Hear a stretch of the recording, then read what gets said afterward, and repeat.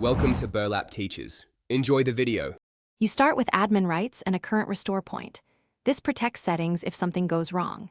First, run the network troubleshooter to catch common issues, then open services and verify Windows Defender Firewall and base filtering engine are set to automatic and running. If either is stopped, start it and set startup type to automatic.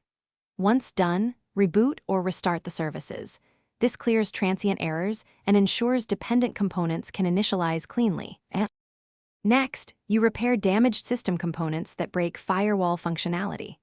Open an elevated command, prompt and run sfc/scano to replace corrupt files. Follow with dism/online/cleanupimage/restore health to fix the Windows image if SFC reports issues.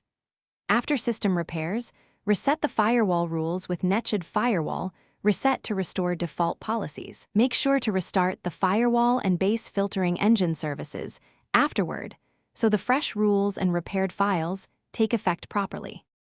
Finally, verify policy layers and third-party interference so the fix holds.